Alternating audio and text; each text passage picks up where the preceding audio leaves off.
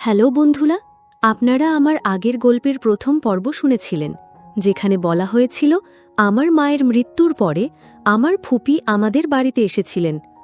এরপর তিনি বাবার অসহায়ত্ব দেখে আমাকে বাবার সঙ্গে বিয়ে করতে বলেছিলেন। এখন গল্পটি এখান থেকে এগিয়ে চলবে। যারা প্রথম পর্বের ভিডিও দেখেননি, লিংক নিচের ডিসক্রিপশন বক্সে পেয়ে যাবেন। আমি বললাম, না, এমনটা নয়। ছোটবেলা থেকেই আমি ভাবতাম বড় হয়ে এমন একজন জীবনসঙ্গী চাই যিনি বাবার মতোই হবেন, কিন্তু ভাগ্যের কি খেলা, আপনাকে আমার জীবনসঙ্গী হিসেবে পেয়েছি। আমি আপনাকে খুব ভালোবাসি বাবা। আমি চেষ্টা করব আপনাকে সবসময় সুখী রাখতে। বাবা শান্ত স্বরে বললেন, তোমার কথা ঠিকই আছে। আমি তোমার বাবা হলেও এখন থেকে আমাদের সম্পর্ক নতুন রূপ নেবে। কিছুদিন আগে পর্যন্ত যাকে বাবা বলে ডেকেছি, তার ভূমিকা আমার জীবনে এখন বদলে যাচ্ছে। আমি ভেবেছিলাম তাকে কেবল বাবা বলেই ডাকব, কিন্তু আমাদের সম্পর্ক ধীরে ধীরে অন্য রূপ নিতে শুরু করেছে। আমি লাজুকভাবে বললাম, আমি চেষ্টা করব। তার মুখে আনন্দের ঝিলিক ফুটে উঠল। তিনি আমার মুখ তুলে বললেন, এবার নিজের মনে একটা বিষয় স্থির করে নাও। আমি এখন থেকে চাই তুমি আমাকে এমনভাবে ডাকো যেমন তোমার মা আমাকে ডাকতেন। আমি লজ্জা পেয়ে মৃদু হেসে বললাম, আমি চেষ্টা করব। আমার চোখে ধীরে ধীরে তার প্রতি নতুন দৃষ্টিভঙ্গি স্পষ্ট হচ্ছিল। আমাদের সম্পর্ক আর বাবা মায়ের মধ্যে সীমাবদ্ধ থাকল না। আমি বুঝে গেলাম এখন থেকে তিনি আমার জীবনের নতুন অধ্যায়ের সঙ্গী হতে চলেছেন। তার চোখে আমার প্রতি গভীর দৃষ্টিভঙ্গি ছিল, যা আমার মনে নতুন অনুভূতির জন্ম দিচ্ছিল।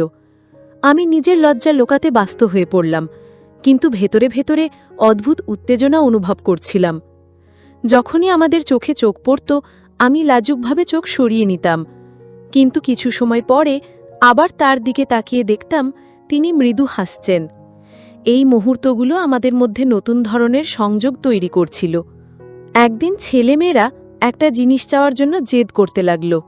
বাবা সেই মুহূর্তে তা দিতে রাজি হলেন না। তখন দুই সন্তান আমার দিকে তাকিয়ে বলল, মা, তুমি এনে দাও না। আমি হেসে বললাম, ঠিক আছে, নিয়ে নিও। তারা খুশিতে উজ্জ্বল হয়ে উঠল, কিন্তু তখন ছোট মেয়ে বলল, থাক মা, বাবা রাগ করবেন। আমি হেসে বললাম, বাবার রাগ করবেন না। তারপর বাবার দিকে তাকিয়ে একবার মৃদু হাসলাম। বাবা কিছু বললেন না, শুধু হাসলেন। আমাদের সম্পর্কের মিষ্টি মুহূর্তগুলো এইভাবে এগিয়ে চলছিল। পরে আমরা একটি আইসক্রিম কাউন্টারে গিয়েছিলাম। বাবা সবার জন্য আইসক্রিম আনলেন এবং আমাকে নিজ হাতে আইসক্রিম খাওয়াতে শুরু করলেন। আমি লজ্জায় একটু হেসে বললাম, এটা বেশ ভালো লাগছে। বাবা মজা করে বললেন, তোমাদের মেয়েদের তো ক্রিমি আইসক্রিমই বেশি পছন্দ। এবার থেকে তোমাকে প্রতিদিন ভালো মানের ব্ল্যাক চকলেট আইসক্রিম খাওয়াবো। বাবার কথার অর্থ বুঝতে পেরে আমি একটু লজ্জা পেলাম। তার চোখে মিষ্টি হাসি দেখে আমি বুঝতে পারলাম আমাদের মধ্যে নতুন ধরনের সম্পর্ক তৈরি হয়েছে। আমরা সেদিন অনেকক্ষণ ঘুরলাম এবং রাতে খাবার প্যাক করিয়ে বাড়ি ফিরলাম। বাড়ি এসে আমি খাবার গুছিয়ে সবাইকে ডাকলাম। বাবা বললেন, নিশি, তুমি এসো, একসঙ্গে খাই। আমি হেসে বললাম, আপনারা খান, আমি পরে খাবো। বাবা জোর দিয়ে বললেন, না, তুমি আমার সঙ্গে বসে খাবে। আমি খাওয়ার টেবিলে খাবার দিতে গিয়ে সামান্য ঝুঁকলাম। তখন আমার শাড়ির আঁচল একটু সরে গেল। আমি তাড়াতাড়ি ঠিক করে নিলাম। বাবা মৃদু হেসে বললেন, তুমি আসলেই সবকিছু এত যত্ন নিয়ে করো। সেদিন যখন বাবাকে দেখলাম, তিনি আমার দিকে দৃষ্টি তাকিয়ে আছেন। আমি লজ্জায় লাল হয়ে গেলাম। তার চোখ আমার চোখের সঙ্গে মিলতেই আমি মৃদু হেসে নিজের শাড়ির আঁচল ঠিক করে নিলাম। বাবা আমাকে পাশে বসতে বললেন, আর আমি কেন জানি না করতে পারলাম না। আমরা একসঙ্গে একই প্লেটে খেতে শুরু করলাম। এমন সময় বাবা চুপিসারে আমার হাতে খাবার দিলেন, আর আমিও তাকে খাইয়ে দিলাম। এই মুহূর্তগুলো যেন অদ্ভুত রোম্যান্টিক অনুভূতিতে ভরা ছিল। দুই সন্তান খুব ক্লান্ত ছিল এবং ঘুমে ঢুলে পড়ছিল।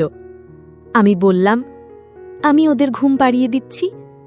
তাদের শুইয়ে দিয়ে এসে দেখি বাবা এখনও বসে আছেন। আমি বললাম, আপনি একটু বিশ্রাম নিয়ে নিন। বাবা ঘরে চলে গেলেন, আর আমি রান্নাঘরে বাকি কাজ শেষ করতে ব্যস্ত হয়ে পড়লাম। রাত হয়ে গেল। বাবা ঘুমাননি। আমি বুঝতে পারছিলাম তিনি বারবার আমার কাছে আসার চেষ্টা করছেন। আমি ভাবলাম বাবাকে 1 কাপ দুধ দিয়ে আসি, কিন্তু ঘরে গিয়ে বলবো নাকি এখান থেকেই জিজ্ঞেস করব, এ নিয়ে দ্বিধায় পড়ে গেলাম। অবশেষে বাইরে থেকেই ডেকে বললাম, শুনছেন রিঙ্কির বাবা, আপনার জন্য কি গরম 1 কাপ দুধ দেব? সেদিন অজান্তে প্রথমবার আমি তাকে রিঙ্কির বাবা বলে ডাকলাম, যেভাবে মা বাবাকে ডাকতেন। সেদিন যখন আমি বাবাকে ডাকলাম, তখন অজান্তে এমন কিছু বলে ফেলেছিলাম যা আমাকে লজ্জায় ডুবিয়ে দিল। আসলে আমি তাকে প্রথমবার স্বামী হিসেবে সম্বোধন করেছিলাম। নিজেই নিজের কথায় লজ্জিত হয়ে পড়েছিলাম। বাবা ভেতর থেকে মজা করে বললেন, প্রিয়াজি কি জানতে চাইছেন?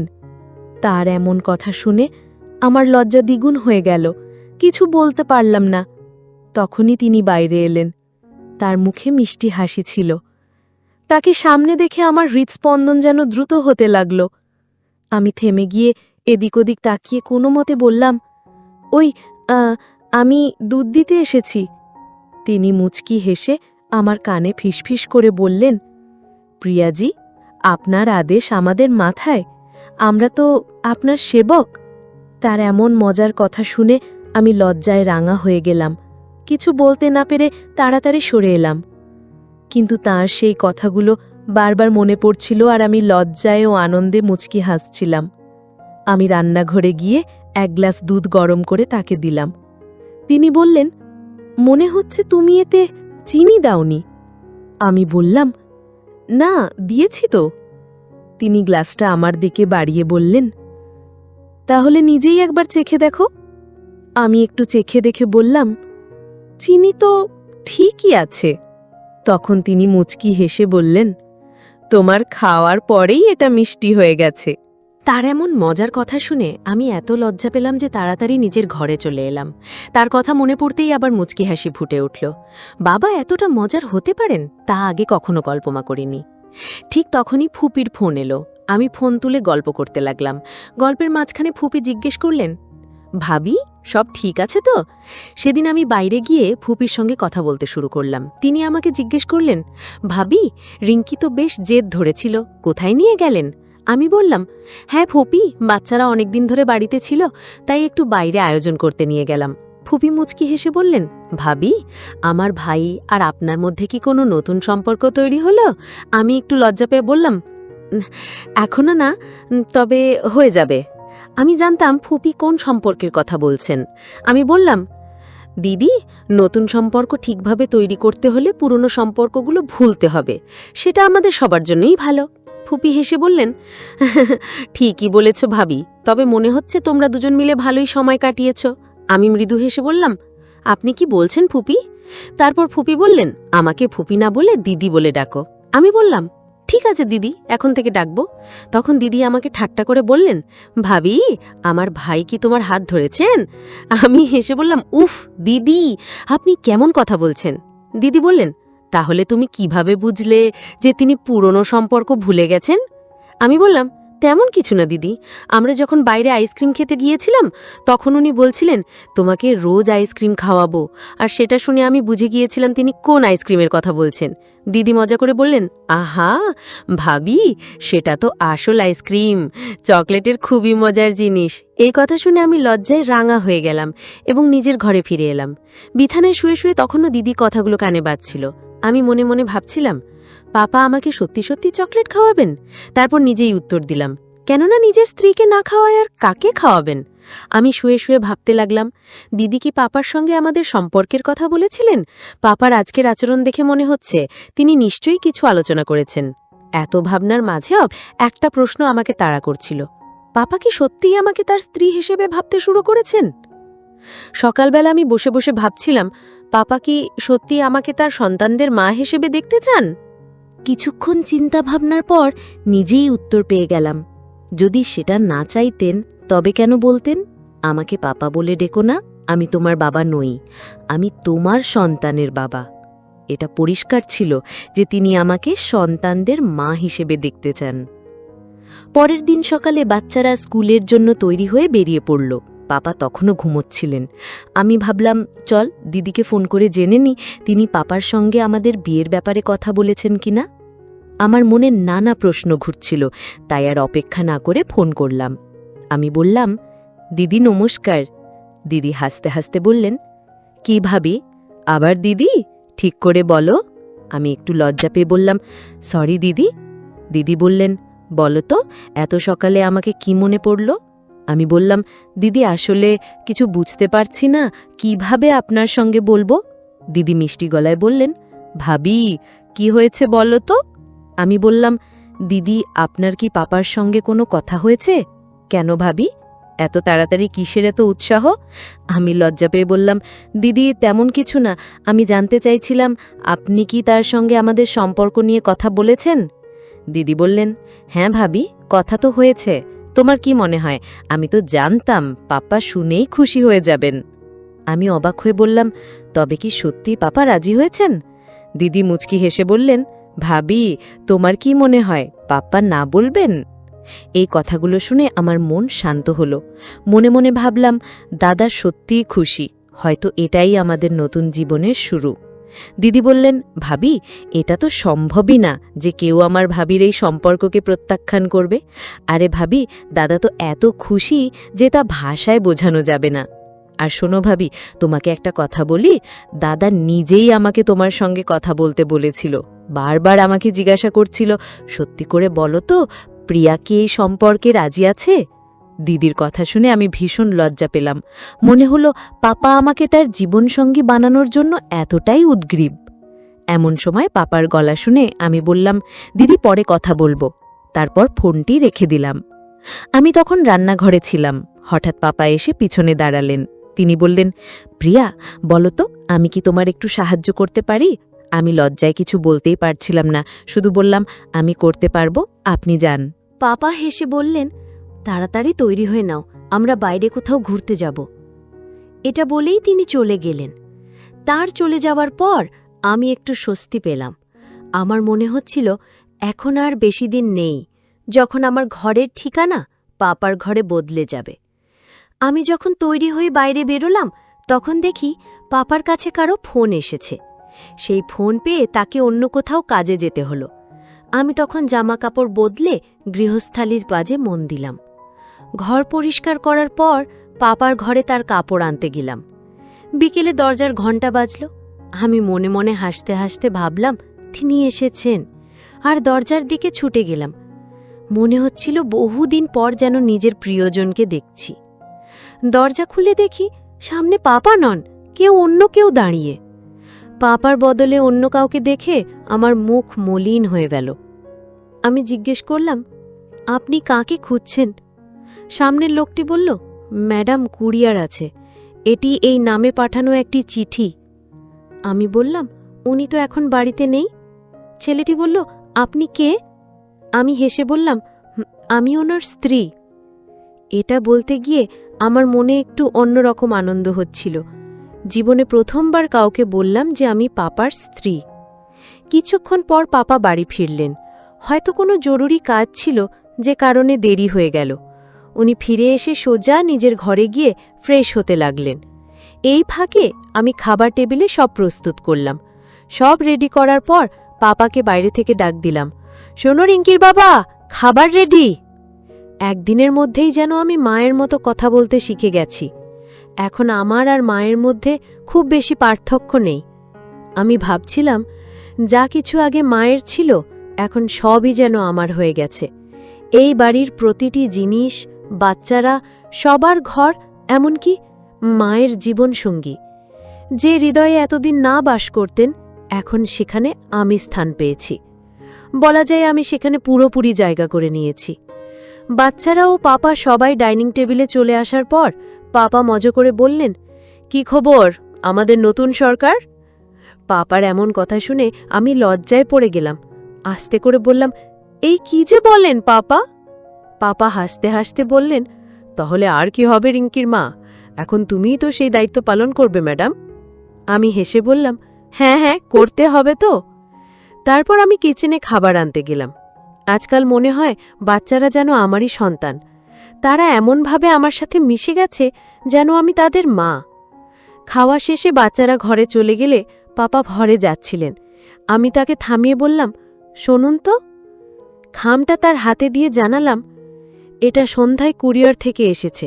পাপা বললেন, আমি বলেছিলাম বাড়িতে নেই, তাই স্ত্রীর হাতে দিয়ে যাও। স্ত্রী শব্দে আমি লজ্জায় লাল হয়ে কিচেনে চলে গেলাম।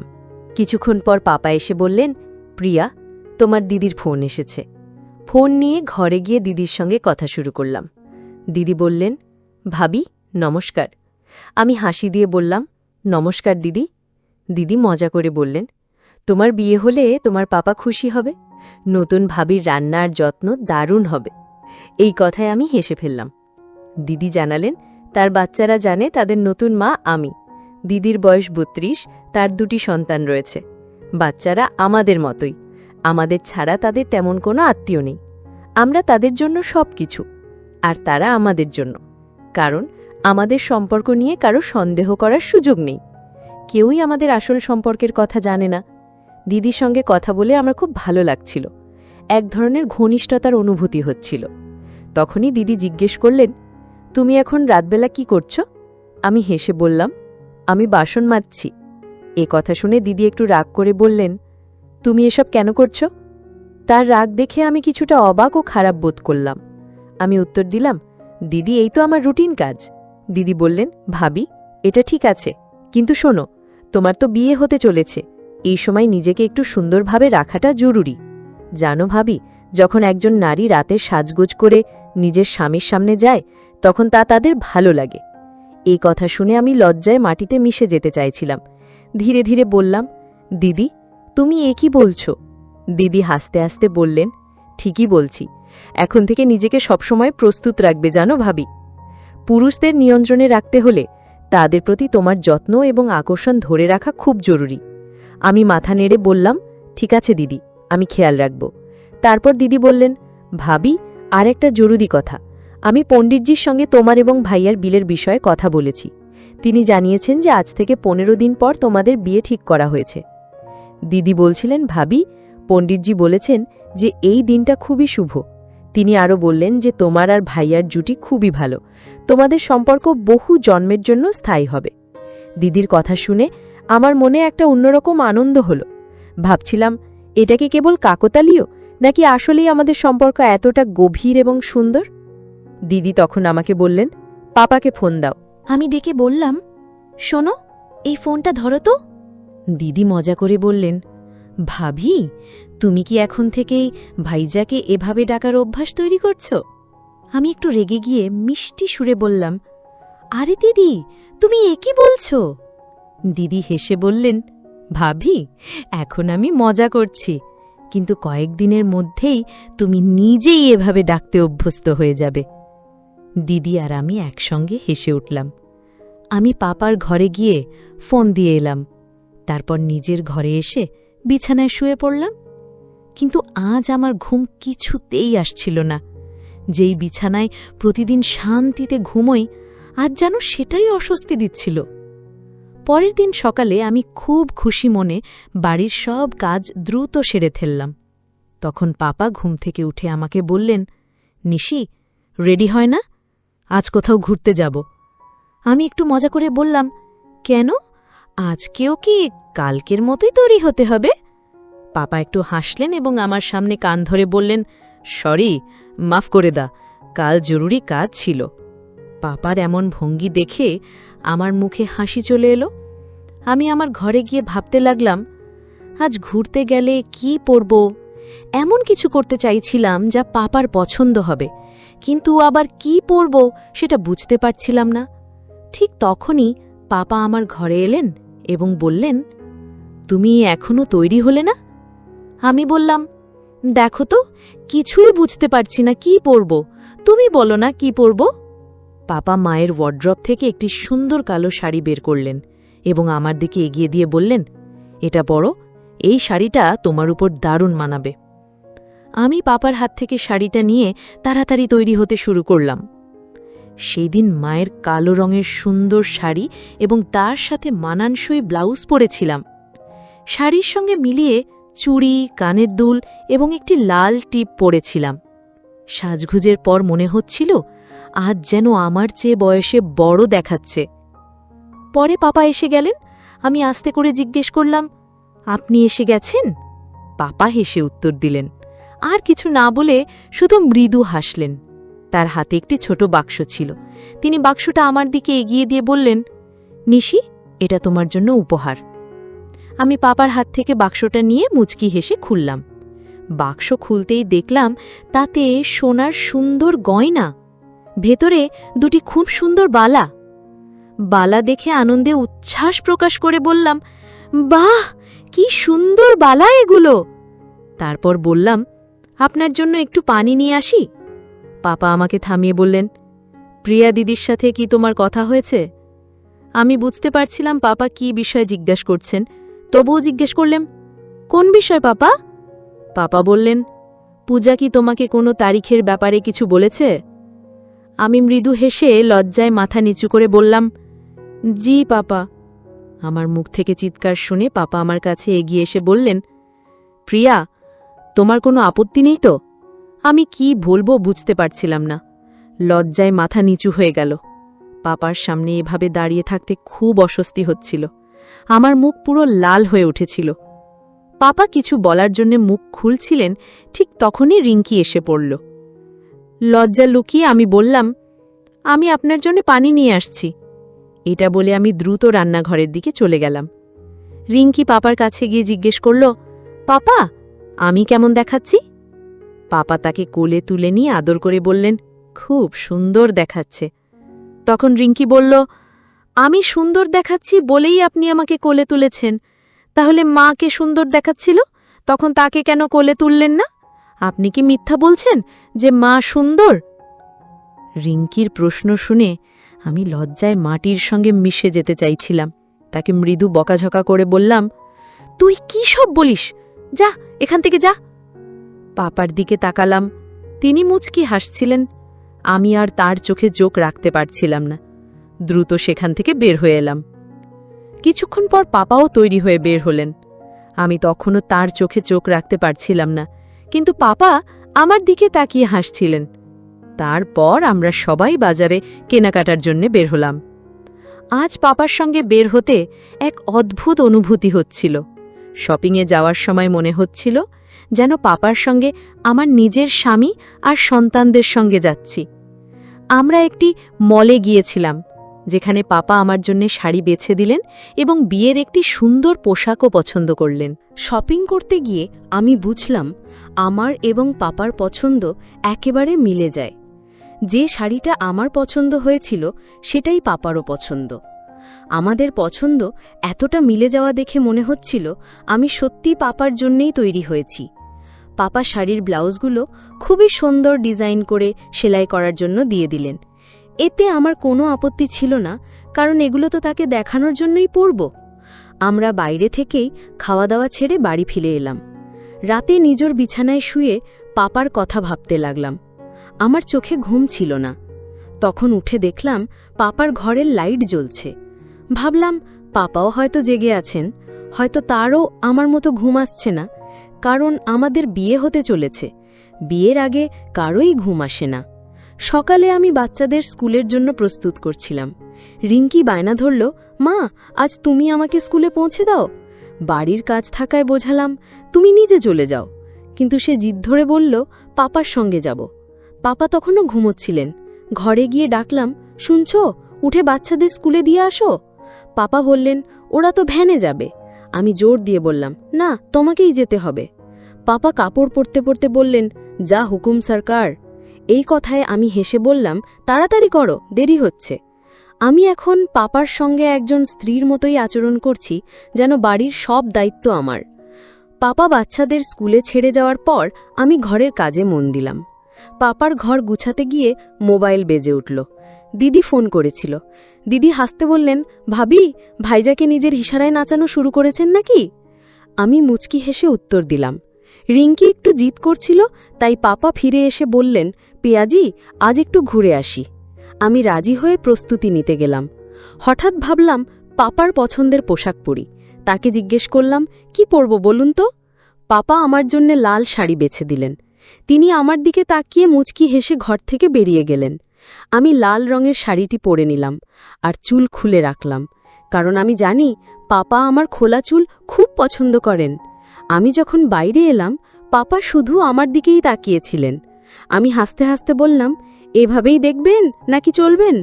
পাপা হেসে বললেন, চলো, তবে আগে কিছু পাশে টাকা রেখে দাও। আমি জানতে চাইলাম, কত টাকা? পাপা বললেন, সরকারও আপনার ইচ্ছাই রাখুন, শপিং তো আপনি করবেন, আমরা তো কেবল আপনার চাকর। মালকিনের কাছে এমন কিছু প্রশ্ন করার সাহস আমাদের নেই। পাপার কথা শুনে আমার গাল লজ্জায় লাল হয়ে গেল। আমি মুচকি হেসে বললাম, এরকম কথা বলা আপনি শিখেছেন? তারপর আমি আলমারি থেকে কিছু টাকা নিয়ে পাপার সঙ্গে বেড়াতে বেরিয়ে পড়লাম। পাপা গাড়ি চালিয়ে শহরের বাইরে একটি নির্জন জায়গায় নিয়ে এলেন। সেখানে একটি পুরনো দুর্ঘটনা স্থাপনা ছিল। পাপা বললেন, প্রিয়া, তোমার ছবি তোলার জন্যই এখানে নিয়ে এসেছি। আমি বললাম, এটা তো বাড়িতেও করতে পারতেন। পাপা হেসে বললেন, বাইরের সবুজের মধ্যে ছবি আরও সুন্দর আসবে। পাপার কথা শুনে আমি মৃদু হেসে বললাম, ঠিক আছে, চলুন। পাপা আমার কানের কাছে এসে ফিসফিসিয়ে বললেন, ভয় লাগছে না তো? আমি মুচকি হেসে বললাম, আপনি যখন পাশে আছেন তখন আর ভয় কিসের? পাপা বললেন, যে কেউ তোমার প্রেমে পড়তে পারে। আমি নিজেকে খুব ভাগ্যবান মনে করি যে তুমি আমাকে পেয়েছ। পাপার এই কথা শুনে আমি লজ্জায় চোখ নামিয়ে বললাম, কত মিথ্যে কথা বলেন আপনি। আমি এত সুন্দর নই, আমি খুব সাধারণ চেহারার মেয়ে। পাপা বললেন, চলো বাইরে একটু হাঁটি। আমি চুপচাপ সম্মতি দিলাম এবং বাইরে একটা আম গাছের দিকে ইশারা করলাম। আমরা গাছটার নিচে গেলাম। পাপা তখন মোবাইল বের করে বললেন, একটু দাঁড়াও, তোমার ছবি তুলতে চাই। আমি পোজ দিলাম আর পাপা ছবি তুললেন। ছবি তোলার সময় পাপা নিজেও কিছু পোজে আমার সঙ্গে ছবি তুললেন। হঠাৎ তিনি পকেট থেকে ছোট্ট একটা বাক্স বের করলেন। বাক্সটা খুলে দেখলাম একটা আংটি। পাপার চেহারায় তখন এক অদ্ভুত কোমলতা। তিনি বললেন, প্রিয়া, এই আংটি তোমার জন্য। আমি চাই তুমি এই সম্পর্ককে নতুনভাবে গ্রহণ করো। আমি হতভম্ব হয়ে দাঁড়িয়েছিলাম। পাপা আমার হাত ধরে আংটিটা পরিয়ে দিলেন। লজ্জায় আমি দৌড়ে চলে এলাম। পাপা আমার পেছন পেছন এলেন এবং বললেন, প্রিয়া, তোমার উপস্থিতি আমার জীবনে একটা নতুন অর্থ এনেছে। তোমাকে ছাড়া আমি আর এক মুহূর্ত থাকতে পারব না। এরপর আমরা অনেক কথা বললাম। কিছুক্ষণ পর পাপা বললেন, চলো, তোমার জন্য কিছু কেনাকাটা করি। আমরা বাজারে গিয়ে আমার জন্য সুন্দর কিছু পোশাক কিনলাম। পাপা বারবার বলছিলেন, তোমার মতো সুন্দর মেয়ে যদি সুন্দর পোশাক না পরে তাহলে কিভাবে হবে? আমি তার কথা শুনে হাসলামও, আবার একটু লজ্জাও পেলাম। পাপার সাথে কাটানো প্রতিটি মুহূর্ত যেন বিশেষ হয়ে উঠছিল। পাপা বললেন, প্রিয়া, আমাদের বিয়ের পর তোমার পছন্দমতো নতুন ফার্নিচার কিনে তোমার জন্য নতুন ঘর সাজাব। এই কথা শুনে আমি এক মুহূর্ত থেমে তাকে জিজ্ঞেস করলাম, তোমার কি মনে হয় আমি তোমার সঙ্গী হতে পারব? পাপা গভীরভাবে আমার চোখের দিকে তাকিয়ে বললেন, তুমি আমার জীবনের সবচেয়ে বড় প্রেরণা। পাপা বললেন, চলো বাড়ির জন্য কিছু নতুন জিনিস কিনি। কেনাকাটা সেরে আমরা বাড়ি ফিরলাম। তখনই বাচ্চারা বাড়ি এলো আর আমি ঘরের কাজে ব্যস্ত হয়ে পড়লাম। হঠাৎ পাপার ফোনে কল এলে তিনি দেখা করতে বাইরে চলে গেলেন। আমি ঘর গোছানোর সময় ভাবছিলাম, এই বাড়ি এখন আমারও। পুরনো অ্যালবাম দেখতে গিয়ে পাপার সঙ্গে মায়ের একটি ছবি দেখে অদ্ভুত অস্বস্তি হল। মনে হলো বাবার পাশে থাকার অধিকার কেবল আমার। চিন্তা সরিয়ে রাতের খাবার তৈরি করতে লাগলাম। কিছুক্ষণের মধ্যেই পাপা ফিরে এলেন আর আমি খাবার টেবিল সাজালাম। আমি পাপাকে ডাকার জন্য তার ঘরে গিয়েছিলাম। তখন পাপা বললেন, নিশি, তোমার কেনা পোশাকগুলো পরে দেখেছ? মাপ ঠিক আছে তো? আমি লজ্জায় মুখ নামিয়ে বললাম, হ্যাঁ, সব ঠিক আছে। পাপা আবার বললেন, একবার পরে দেখো, ভালো লাগবে। আমি তখন মৃদু হাসলাম এবং বললাম, পরে দেখব। খাবার টেবিলে সবাই একসঙ্গে বসেছিলাম। পাপা মাঝে মাঝে আমার দিকে তাকিয়ে হাসছিলেন আর আমি লজ্জায় চোখ নামিয়ে নিচ্ছিলাম। সেদিনের পুরো সন্ধেটা আমার কাছে বিশেষ হয়ে উঠেছিল। মনে মনে হচ্ছিল আমাদের জীবনের নতুন অধ্যায় শুরু হতে চলেছে। রাতের খাবারের পর আমি বাচ্চাদের ঘুম পাড়িয়ে রান্নাঘরে কিছু কাজ গুছাতে গেলাম। হঠাৎ পেছন থেকে বাবার কণ্ঠ শুনতে পেলাম, নিশি, তুমি কি জানো তুমি কতটা বদলে গেছ? আমি ঘুরে তাকালাম এবং মৃদু হেসে বললাম, আপনার কথা মানে কি বাবা? বাবা বললেন, তোমার হাসি, তোমার যত্ন, এগুলো যেন আমার জীবনের সব ক্লান্তি মুছে দেয়। আমি লজ্জায় মাথা নিচু করে বললাম, আপনি এমন কথা বলছেন কেন? বাইরে রিঙ্কি যদি শোনে তাহলে কি ভাববে? বাবা আমার দিকে তাকিয়ে বললেন, তোমার উপস্থিতি আমার জীবনের সবচেয়ে বড় আশীর্বাদ। আমি আর কিছু বলতে পারলাম না, শুধু ভেসে রান্নাঘরের কাজ চালিয়ে গেলাম। কিছুক্ষণ পর বাবা আবার বললেন, নিশি, জানো, আমি তোমার মতো জাদুকরী মেয়ে কখনো দেখিনি। তুমি আমার জীবনের সব কিছু পাল্টে দিয়েছ। এই কথা শুনে আমি লজ্জায় রান্নাঘর ছেড়ে বেরিয়ে এলাম। বন্ধুরা, আজকের গল্প এখানেই শেষ, কিন্তু এরপর কি হলো সেটা জানতে হলে অপেক্ষা করতে হবে পরবর্তী পর্বের জন্য। যদি আপনারা বেশি করে কমেন্ট করেন যে পরের পর্ব চাই, তাহলে দ্রুতই আপলোড করে দেব। আমাদের চ্যানেলে আরও অনেক সুন্দর গল্প আপলোড করা আছে, সেগুলো দেখে আসতে পারেন। আর অন্য কোনো বিশেষ গল্প শুনতে চাইলে অবশ্যই কমেন্টে জানাবেন। আপনাদের মতামত আমাদের কাছে অনেক মূল্যবান। গল্পগুলো ভালো লাগলে আমাদের চ্যানেলটি সাবস্ক্রাইব করুন এবং গল্পটি শেয়ার করতে ভুলবেন না।